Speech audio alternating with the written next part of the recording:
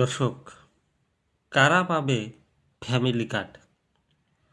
৩ শ্রেণীর নাগরিক আগে পাবেন ফ্যামিলি কার্ড। কে? আপনিও কি পেতে যাচ্ছেন ফ্যামিলি কার্ড? চলেন দেখি সমাজ কল্যাণ মন্ত্রী কি বললেন।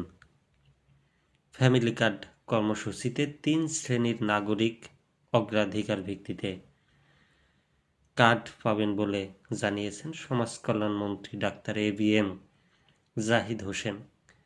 মঙ্গলবার ২৪ ফেব্রুয়ারি সন্ধ্যায় রাজধানীর ধানমন্ডিতে নিজ বাসভবনে সাংবাদিকদের সঙ্গে আলাপকালে তিনি একথা বলেন। মন্ত্রী জানান, ধর্ম বর্ণ নির্বিশেষে সবার হাতে ফ্যামিলি কার্ড পৌঁছে দেওয়া হবে। আগামী ১০ মার্চ দেশের ১৪টি জেলায় এই কর্মসূচির উদ্বোধন করবেন প্রধানমন্ত্রী তারেক রহমান। তিনি বলেন, এটি একটি ইউনিভার্সাল কার্ড, কেউ বাদ যাবে না। হতদরিদ্র, দরিদ্র, নিম্নবিত্ত এই ৩ শ্রেণীর মানুষ আগে কার্ড পাবেন, পরে পর্যায়ক্রমে অন্যরাও কার্ড পাবেন। ৪ বছরের মধ্যে সারা দেশে ফ্যামিলি কার্ড বিতরণ সম্পন্ন করা হবে বলে জানান তিনি। উপরিভোগীদের তথ্য সফটওয়্যারে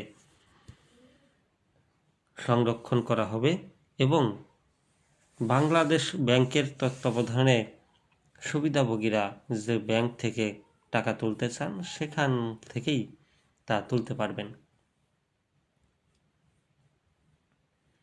মন্ত্রী আরও জানান, কড়াইল, বস্তি ও ময়মনসিংহের কিছু এলাকায় ফ্যামিলি কার্ডের নামে প্রতারণার তথ্য পাওয়া গেছে। এ ধরনের কর্মকাণ্ডে জড়িতদের বিরুদ্ধে কঠোর ব্যবস্থা নেওয়া হবে।